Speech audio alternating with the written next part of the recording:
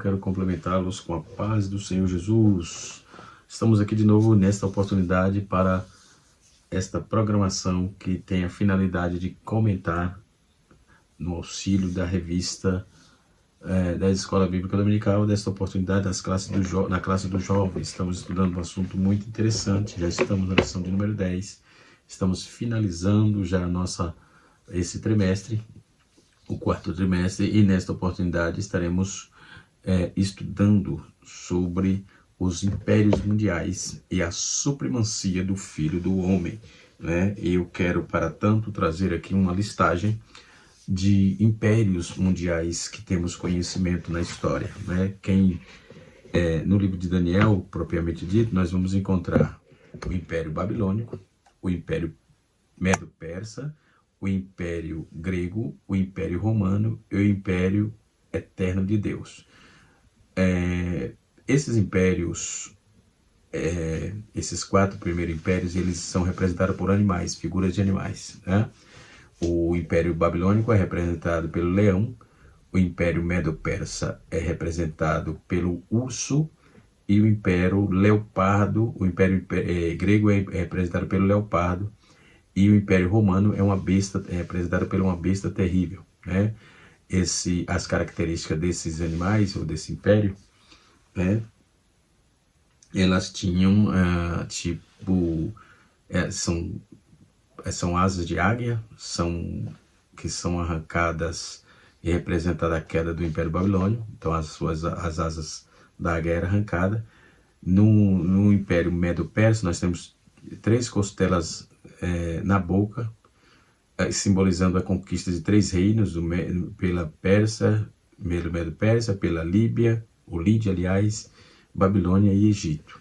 Já no Império Grego, as características são 4 asas, 4 cabeças, refletindo a velocidade da conquista de Alexandre o Grande, não é? E a divisão do seu império em 4 após a sua morte, né? Foi dividido em 4 após a sua morte. E na besta terrível, que é no caso o Império Romano, nós temos dentes de ferro e 10 chifres, que representava aí a força duradoura e a divisão do Império Romano em várias nações. E por fim nós temos o Filho do Homem, não é? Que é o reino eterno de Deus, que é estabelecido, a característica é por ter estabelecido após a destruição dos impérios terrenos. O reino eterno de Deus, ele estabeleceu paz e justiça. Bendito seja o nome do Senhor. Estamos estudando sobre o livro de Daniel, na cova dos leões, a fé, exemplo e coragem de Daniel para o testemunho cristão em nossos dias, né? E a lição de número 2, ou a lição de número 10, nós estaremos estudando uma lição muito interessante, que nos traz aí a lume fatores muito interessantes, muito importantes para a nossa meditação, tá certo?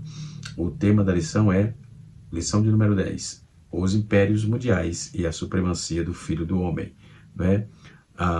Saber a ocasião e as características da visão de Daniel nos 4 animais, que é o objetivo da lição, né? E também aprender sobre a interpretação profética, a interpretação profética do sonho, né? Daniel capítulo 7 vai nos trazer informações sobre elas, e também compreender como se dará o cumprimento profético nos últimos tempos com o julgamento divino, né? Então, o capítulo 7 de Daniel marca uma transição significativa na narrativa, trazendo a mudança do gênero literário, né?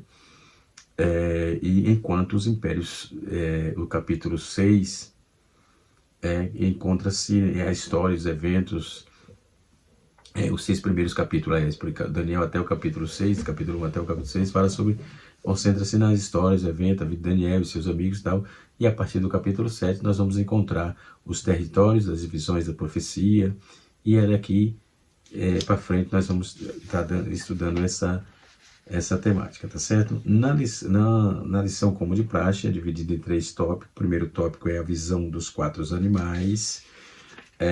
Depois nós temos, no tópico de número 2, nós temos a interpretação do sonho, né? E no tópico número 3 nós temos o reino de Deus e seu julgamento, né? Nós vamos observar que dentro desses impérios, quantos impérios já tivemos? Nós tivemos o Império Grego, Impérios Romanos, Maias e muitos outros que dominaram o mundo, né? Hoje temos uma hegemonia mundial dos Estados Unidos, parece incontestável, não é isso? É isso que vemos hoje, mas perto do reino do Egito, surgido nos 5.000 anos, 5.000 anos, 3.000 anos, nesse período surgido há 5.000 anos e mortos 3.000 anos depois. Então surgiu no período de 5.000 anos, 3.000 anos depois morreu esse domínio, né? Então o domínio americano, através de algumas décadas aí, já não significa muita coisa. Que duraram as principais civilizações e impérios que passaram pelo planeta desde o começo da história. Nós temos o Império Babilônico, né? Que 1894 a.C. até 539 a.C., tá certo? Tem essa civilização floresceu em torno da cidade de Babilônia, ficaram todos conhecidos, principalmente pelo Código de Hammurabi, e a primeira compilação da lei, a Epopeia de Gilgamesh, e muitas outras historicidades desse povo babilônico, esse povo persa, né? E desapareceram após a derrota para o Alexandre o Grande. Daí surgiu o Império Egípcio, né? Que data de 3.100 a.C. a 30 a.C. Então, os egípcios foram a civilização de maior destaque, né? Entre os gregos, entre os romanos, dos gregos e dos romanos, formada por 3 milênios antes de Cristo, né? Pela unificação de várias comunidades à beira do rio Nilo, e a civilização foi subjugada pelos persas no ano 525 a.C., né? E desintegrou-se nesse período, né? Depois vem os impérios maias, né, que data de 1500 a.C. a 1400 depois de Cristo. Esse Império Maia ocupou uma área que vai da atual Belize até o México, né? Construindo assim cerca de 15 cidades. Seu desaparecimento foi no século XV, né? Antes da conquista dos espanhóis, por ter ocorrido devido às lutas entre as cidades. Aí nós temos também o Império Grego, que data de 1200, né? A 323, né, antes de Cristo. A civilização grega mudou o mundo ao desenvolver o conceito da democracia, estimular as atividades como filosofia, poesia, dramaturgia, artes plásticas, ciência, esporte, arquitetura. Então, esse Império Grego, ele trouxe um vislumbre e por que não dizer, uma modernidade, né? Além disso tudo, todo esse envolvimento, essa questão do conceito democrático, né? E também estimular também como povo a filosofia que o povo vem lidando e tal, né? Nós temos aí a poesia, temos também a dramaturgia, que é muito forte no nosso continente, principalmente nos demais, que artistas, artes plásticas, arte cênica, está tudo envolvido dentro desse processo cultural, né? Então ela desapareceu gradativamente, quando foi dominada pelos romanos. Os romanos, esse Império Romano data de 753 a 476 depois de Cristo, né? Com a herança grega, desenvolveram o direito, a engenharia, a arte, a decadência veio nos primeiros séculos do cristianismo. O império acabou por causa das invasões germânicas, né? Depois nós temos também o Império Azteca, que data de 1250 depois de Cristo, a 1521 depois de Cristo. O povo que ocupou o México fundou belas cidades, né? Os astecas, e ainda que boa parte da população fosse de agricultor, usavam sementes de cacau como moeda, né? Implantaram o serviço militar obrigatório, construíram aí intricadas obras de engenharia, foram destruídos pelos espanhóis. Os espanhóis não ajudaram muito, né? Então, dentro desses grandes impérios, né, nós temos aí total informação total sobre esses processos e dentro desse mundo, né, de, de conhecimento cultural, multicultural, enfim, aí está a igreja, aí está o Senhor, o Deus dos céus e da terra, que é o assunto propriamente dito da nossa lição, né? E agora veremos, Daniel começa a descortinar isso no capítulo 7. Né? Ele tem uma visão de 4 animais, um dos outros subia do mar. O primeiro era como leão, como eu disse que ele tinha uma águia. Eu olhei e vi que foram arrancadas as asas. Então a águia, esse leão representava a característica de uma águia, e as asas dessa águia foram arrancadas, né? Foi levantada da terra e posto em pé como um homem, e foi-lhe dado um coração de homem. Continuei olhando, e eis que segundo, isso é o texto, Daniel capítulo 7, verso 3 até o verso 8, verso 13 e verso 14.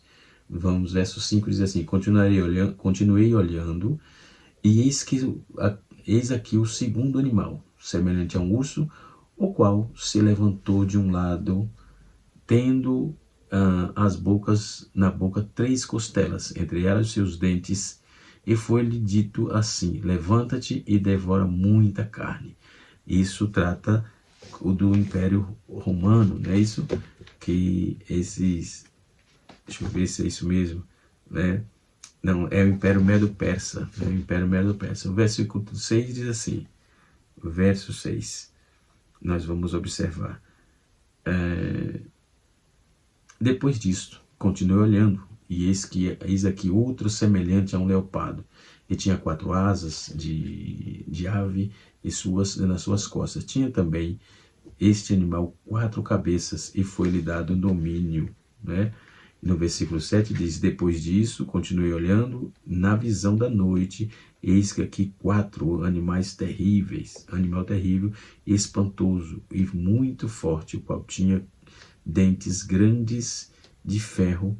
Ele devorava e fazia em pedaços, e pisava os pés que sobejavam. Eram diferentes de todos os animais que apareceram antes dele, tinham 10 pontas. Versículo 8 diz assim: estando eu considerando as pontas, eis que aqui entre elas subiu também a ponta pequena, diante da qual 3 das pontas primeiras foram arrancadas, e eis que e nesta ponta havia olhos, como olhos de homem, e uma boca que falava grandiosamente, né? Grandiosamente.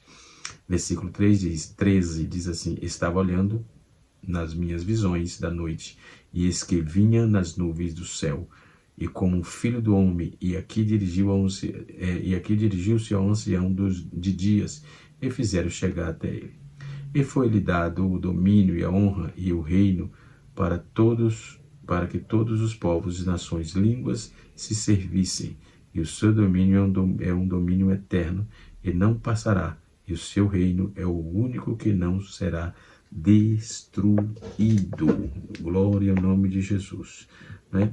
Para tratarmos desse assunto também, nós temos aqui alguns impérios também que deveríamos citar. Nós temos 10 impérios muito importantes, nós já citamos alguns aqui, mas eu quero listar mais alguns. Por exemplo, a ideia de impérios é fundamental para pensar no Estado em sentido tradicional, né? Alguns impérios históricos que conseguiram se manifestar de maneira quase plena e essencial, tanto espiritual, na política também. Eis uma lista muito importante. Veremos o Império Japonês, é unificado em torno de uma família que descendia de deuses, né? O Império Japonês construiu uma civilização que se manteve viva por 2 milênios de tribulação e chegou a sonhar em conquistar a China. Depois nós temos o Império Carolígio. Esse império foi fundado por a mística da Batalha de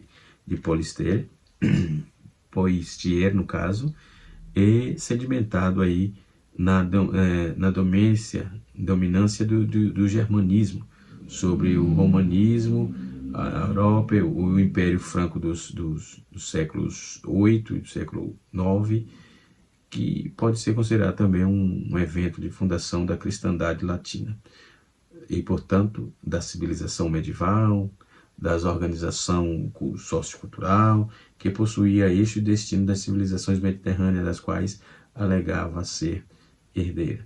Depois nós temos o Império Persa Aquemênida, né? Aquemenida, no caso, Persa Aquemenida. O que diria isso? É de um reino subordinado, um dos mais influentes impérios da antiguidade. As consequências da emergência do poder dos persas foram terrificadas, ou seja, praticadas todas as áreas, inclusive as religiosas. Os persas representaram um movimento de definição do judaísmo e teria elementos vitais do próprio cristianismo, né? Depois temos o Império Inca, que possivelmente o mais extenso de todo o Império do mundo, né? No início do século XVI. Nós vemos os Incas unificar o trono de uma religião solar, né? As tribos andinas, nos montes andinos, né? E assim as tribos andinais chamadas, né? Da América do Sul, antes da invasão cristã e espanhola mergulhasse a região da barbárie, né? Os Incas, por exemplo, que significa filho do sol, foram a síntese política institucional de milênios de civilização ameríndia, né? E seu impacto se estende às formas ainda não totalmente conhecidas por toda a América do Sul. Depois temos o Império Mongol, dos séculos 8 a séculos 9. Na verdade é século 8, isso, século 8 século 9. Nós vamos ver aí que não é século 8, aliás, século 13, do século 13 ao século 14, né?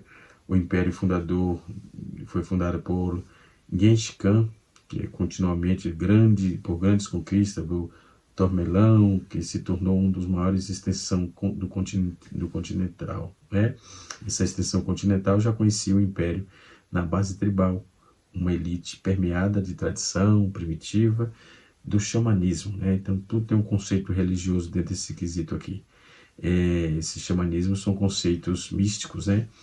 E cujo impacto da história se estende da Europa cristã, passando por Cáucaso, né? um dos maiores centros da civilização islâmica, e alcança as planícies da Ásia Central e da China. É o maior símbolo da superioridade bélica dos cavaleiros de estapes asiáticos, que só foram rompidas com a ascensão da pólvora e do canhão, né? Nós podemos ver também o Império Russo, que a Rússia nasce sobre sombra de uma ideologia imperial romana, uma romana oriental, sustentada na tradicional casta, no caso, no século XVIII, século XIII, aliás, ou seja, na articulação dos monges de Constantinopla e dos montes Athos, né, que viam nos eslavos o futuro da ortodoxia, né? Mais tarde, a redimensão da fome, a redimensão em forma eurasiática, a partir das relações da Ronda Dourada, e a encarnação do Império Ortodoxo. Os russos sobreviveram aos suecos e aos mongols, e emergiram do século XVI e século XVII como civilização singular fundamental, né? Podemos observar. Depois nós temos o Califado Abássida, no caso, que é considerado por muitos como a Era do Ouro do Islã, cuja riqueza não pode ser desvinculada da influência persa, né? E por meio dela, a influência bizantina. Desculpem, um pouco gripado. Em muitos sentidos, por exemplo, os abássidas foram também herdeiros do Império Romano no Oriente, né? O Império Romano do Oriente, de modo que foi um dos maiores e extensos importantes unidades imperiais da história conhecida, até ser fraturada definitivamente pelos mongóis no século XIII, né? Depois temos o Império Romano, também já falamos dele. Depois tem o Império Chinês, o Império Egípcio, que também falamos dele. São aí esses 10 maiores impérios na história do mundo até então, né? Mas o império que está proposto aqui são esses 4 que nós já citamos, né? A saber, o Império Babilônico, o Império Medo-Persa, o Império Grego, o Império Romano e, por fim, o Império do Filho Eterno, o Império do Filho de Deus, o Reino Eterno de Deus. Isso que nos importa, né? Como já trouxemos no capítulo 7, no tópico de número 1, diz assim: a visão dos 4 animais. O capítulo 7 ele descreve uma visão que o profeta teve durante o reinado de Belsazar. E vale a pena lembrar que a partir desta sessão, o livro de Daniel, o livro não está redigido de forma cronológica, por isso não é uma sequência do capítulo anterior, né? Ou seja, do capítulo 6. Daniel data a visão do primeiro ano do reinado de Belsazar. Logo ela ocorreu pelo menos 10 anos antes do banquete, né? Mencionado no capítulo 5. Né? Veja só que curiosidade interessante, né? Então, sobre o qual o estudante da lição 8, na visão de Daniel, ele observa 4 ventos do céu, agitando o mar. Né? No capítulo 7, verso 2, nós temos aqui uma informação interessante. Né? Essa imagem simbólica sugere que ventos poderosos e influentes representados pelos ventos estão prestes a desencadear uma mudança significativa e turbulência na história da humanidade, simbolizada pelo mar na Bíblia. A agitação do mar representa a inquietude inquietude das nações da terra. Isso nós vamos ver em Isaías 17, verso 12, que coaduna com Apocalipse, capítulo de número 17, verso de número 5. Os 4 grandes animais, Daniel continua desvendando a visão, e no 4 grandes animais ele surge no mar: o leão com asas de águia, né? O urso, né? O leopardo com 4 asas, né? E o animal terrível, né? Espantoso. Então, a notável característica desse animal é que cada um deles é diferente um do outro. Podemos observar, cada um deles é diferente um do outro. Né? E o que indica que eles representam reinos ou impérios distintos, cada um com as suas próprias características, né? Então, características, poderes e a importância da história, a simbologia animalesca que indica a natureza selvagem dos impérios, que batalham em busca de domínio e poder. Esses 4 animais, eles representam aí os reis da terra e o reino de Babilônia, o Medo-Persa, o rei da Grécia, né? O reino de Roma, portanto, profetizando no período do Império Babilônico. Daniel anteviu isso, anteviu a queda, né? Então, o espírito Daniel aqui, a visão, Daniel fica tão impressionado que deixou Daniel, a visão foi tão impressionante que deixou Daniel perplexo, conforme vimos no versículo, vamos ver no versículo 15, né?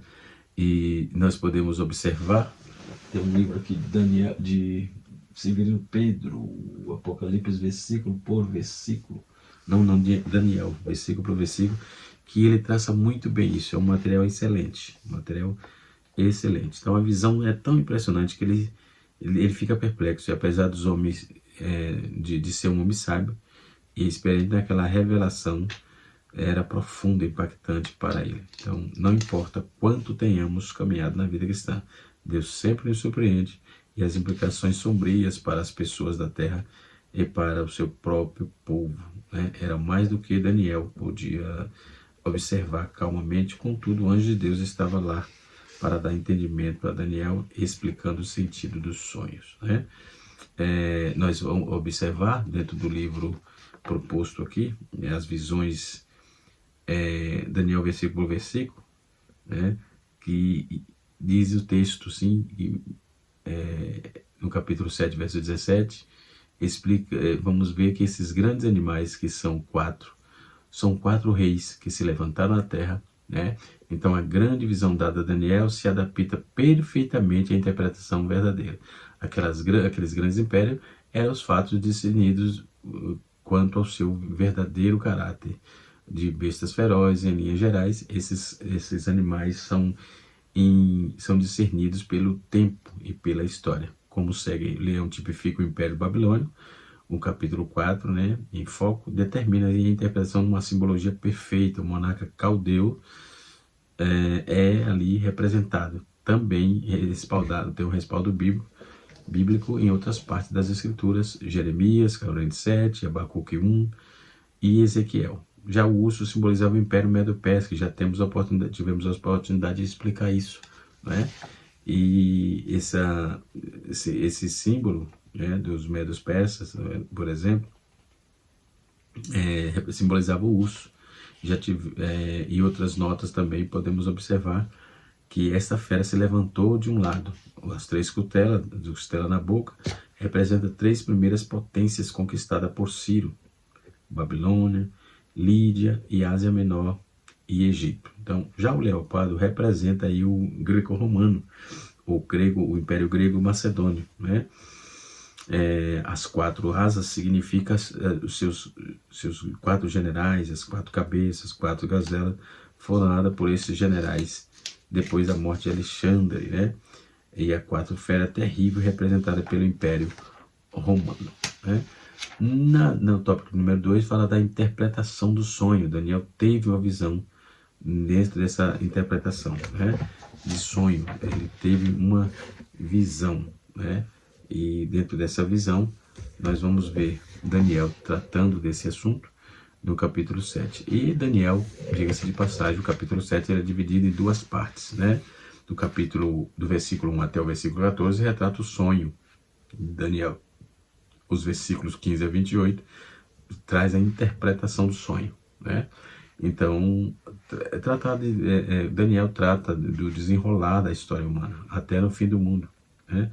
Então, a convulsão terrível da história, Daniel olha e vê Deus assentado no trono, no verso 9 até o verso 11. Antes de que a igreja passe pela perseguição do mundo do anticristo, ela precisa saber que Deus está no trono e que Cristo vai voltar para nos dar o seu reino. Capítulo 7, verso 12 a 14. Né? Isso temos na nossa leitura bíblica em classe. Depois nós temos os reinos do mundo. Como eu já falei, esses impérios, já citado aqui.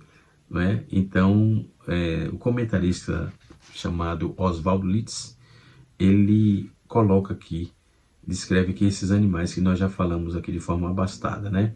Os 4 animais subiam do mar. Isso indica a origem dos reinos deste mundo. Eles vêm debaixo da margem, né? Eles vêm debaixo, ou seja, e emerge do oceano, ou seja, sai do oceano da humanidade e nele retorna a emergir. Assim como as ondas do mar sobem, mas forçosamente tem que descer outra vez. Então, nenhum reino ou império consegue manter-se sempre em cima dos outros. Cada reino novo, cada nova potência mundial sempre tragou ao anterior e tomou o seu lugar. Foram edificados aí com sangue e lágrimas, em meio de sangue e lágrimas tornaram-se a desaparecer. Então, assim como veio, retornaram também, né? Podemos aqui aprender. Dentro do capítulo 7, verso 2, nós vamos ver que, em primeiro lugar, eles estão debaixo da soberania de Deus. Os 4 ventos que agitam a água vêm do céu, né? Nos 4 ventos que falam da universalidade, na totalidade do mundo, o mundo está envolvido nos acontecimentos e são fatos que de alcance mundial, né? Essa na interpretação do sonho do Daniel. Nós temos aqui o sonho de Daniel guarda a revelação direta da estátua do Nabucodonosor no capítulo 2. O sonho e a visão retratam aí as mesmas realidades históricas sobre a perspectiva diferente. O Império Babilônico, um leão animal feroz e régio. O régio, no caso, aquele que domina, corresponde à cabeça de ouro. E Nabucodonosor é comparado a um leão, a menção que é dada ao coração de homem, conforme já vimos, né? E nós podemos ver que, em segundo lugar, nós temos aí o reino do mundo, que vem da convulsão dos povos, nações e raças, né? Capítulo 7, verso 2 e 3. O mar grande é a descrição literal do mar Mediterrâneo, um símbolo dos povos, da raça, da língua dos quais procede os reinos de Daniel, que Daniel descreverá dentro do capítulo 7. Né? Então, os impérios são levantados e derrubados. O império da convulsão do seu povo e de seus grandes reinos. Ele cresce, fortalece, deterioram e cai. Só o reino de Deus permanece para sempre, conforme está pautado no capítulo 2 de Daniel, né? Então, o reino de Deus, ele permanece para sempre, né? Nós temos aqui, de forma categórica, esses 4 animais representam os reis e os 4 impérios, né? Então, nós temos, em primeiro lugar, vamos ver o leão, que é o símbolo do Império Babilônico. O leão é um dos animais, e a águia e a rainha das árvores, no caso, ambos são o símbolo da grandeza da Babilônia, né? Isso também já vimos em larga escala. Nós vamos ver que, no primeiro lugar, nós vamos ver aí que esse ponto de partida são determinantes para entendermos esta visão. Outro ponto importante, em segundo lugar, vamos ver aqui que vemos o urso, símbolo do Império Medo-Persa, né? Formado aí pela coligação de 2 povos, os medos e os persas. Esse império foi descrito em Daniel 2, capítulo de número 32 a 39. São essas 3 costelas da boca do urso, simbolizava 3 reinos conquistados. Nós já vimos isso também, Lídia, Egito e Babilônia. Em terceiro lugar, veremos aí o leopardo, que é o símbolo do Império Grego. O leopardo é alado, é um símbolo da grande velocidade, né? Agilidade, movimentos, né? E esse animal simbolizava aí o Império Grego-Macedônio. Em 334, Alexandre Magno, ele empreendeu sua surpreendente conquista. Nesse período de 10 anos, ele levou a ser soberano um vasto império. Então, Alexandre, educado por Aristóteles, difundiu a cultura grega entre os povos vencidos, e assim sucessivamente, né? Então, são assuntos interessantes, muito palpitantes. E depois nós temos aí o tópico número 3, que fala sobre o reino de Deus e seu julgamento eterno. Na visão de Daniel, podemos mostrar que os dos animais sempre, que o poder dos animais não é sempre, né? Não é para sempre. Os versículos 9 diz que foram posto um trono e um ancião de dia se assentou. E as suas vestes eram brancas como a neve, e o cabelo da sua cabeça limpo como a lã, e o seu trono tinha chamas de fogo, e a roda dele de fogo ardente. O trono é símbolo de poder, governo e julgamento. Então a profecia nos revela que o juiz supremo desse julgamento é o ancião de dias, e que uma vez é uma representação de Deus com cabelos brancos e vestes brancas. Então esse reino jamais terá fim. Bendito seja Deus para toda a eternidade. Esse reino jamais terá fim. Depois tem o vindo do Filho do Homem, e nós vemos aí também a grande tribulação dos versículos 24 e 25, que representa aí essas demandas, né? E desse final, né? Que é o reino do anticristo, a besta, os mentirosos, né? Está envolto dessa profecia da grande tribulação, né? E assim sucessivamente. Então, é um assunto muito palpitante, né? Vou ficar por aqui devido o vídeo não ficar muito longo. Canal Rascunho DBD, ensinando para transformar a vida. Até a próxima aula, se Deus aqui nos permitir. Deus abençoe a todos, no nome de Jesus.